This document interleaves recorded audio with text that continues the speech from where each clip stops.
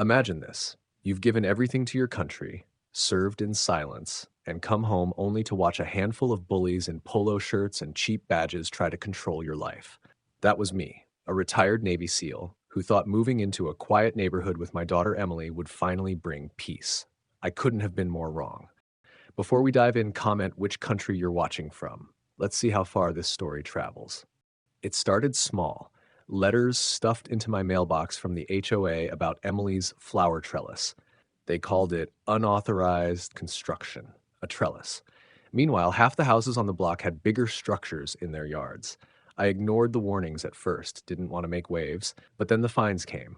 $200, $400, threats of liens on my property. So I went to the monthly HOA meeting. At the head of the table sat Karen Mitchell, the president, designer sunglasses indoors, smug smile glued to her face.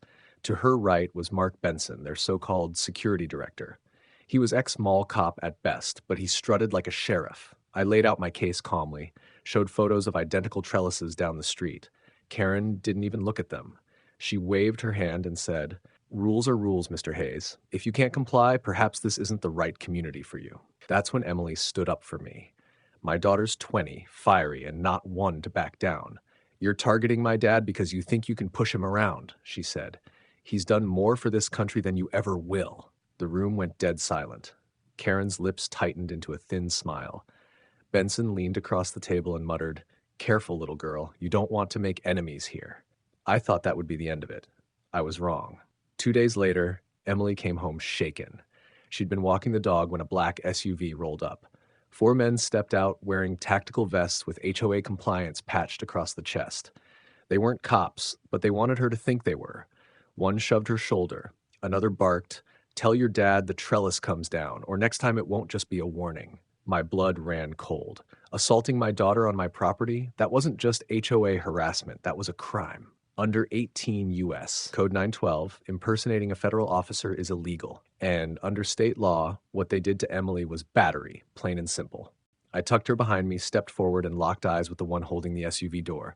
My SEAL training clicked in like muscle memory. I sized them up, 4 men, sloppy stances, hands too close to their belts. Pretenders, not professionals. I told Emily to call 911. Then I said calm and low, "You boys picked the wrong house." The tallest of the 4 stepped closer, puffing out his chest like a brawler from a cheap bar. His vest read, HOA Compliance Unit, letters crooked like they'd been ironed on in someone's garage. He jabbed a finger toward Emily. "You think your little princess can cry to daddy and get away with ignoring our orders?" He sneered.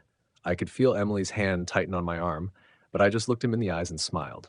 A SEAL smile. The kind that said I'd been in worse spots than this and walked away every time.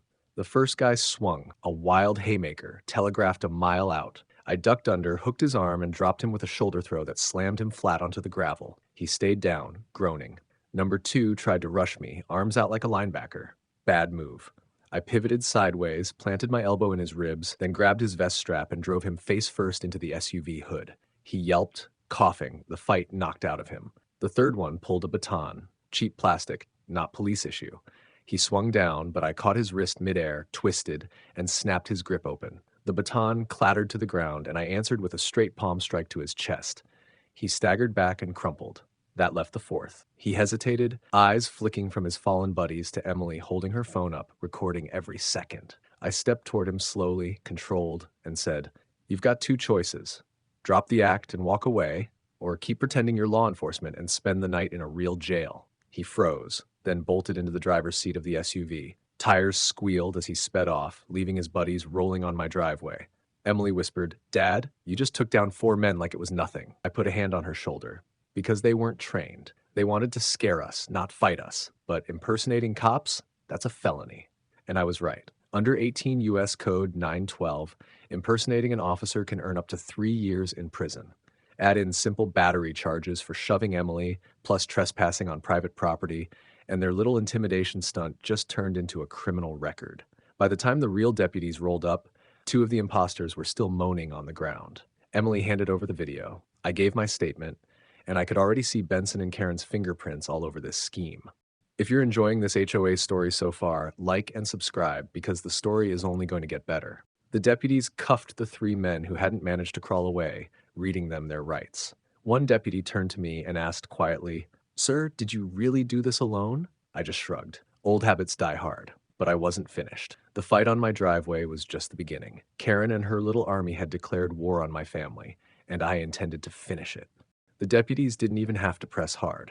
The three men sang like canaries the moment they were separated. One tried to play tough, but the bruises on his ribs had him wincing with every breath. Another kept whining about how Karen promised we wouldn't get caught. I leaned against the porch rail, arms crossed, watching it unfold. Emily stood beside me, still clutching her phone like it was a shield.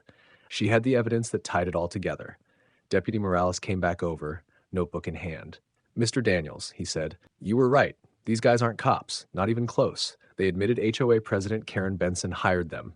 Said she wanted to teach you a lesson." Emily scoffed. "She wanted them to put their hands on me." "That's not a lesson, that's assault." Morales nodded grimly. "And it won't sit lightly in court. Here's the thing. Under Texas Penal Code 22.01, assault against a minor is punishable by up to a year in jail and heavy fines.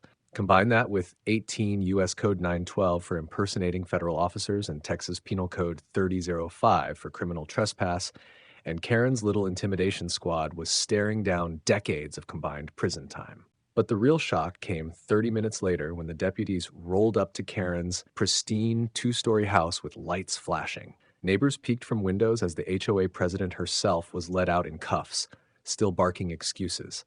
"This is a misunderstanding. I was protecting the community. He's dangerous. He's military," she shrieked, pointing in my direction even as she was shoved into the back of a cruiser. Emily held my phone steady, recording every second. "Dangerous?" she muttered.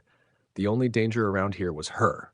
The neighborhood gossip mill exploded within hours. Phones buzzed, group chats lit up, and by nightfall, the entire street knew Karen had been arrested for hiring fake cops to rough up a teenage girl.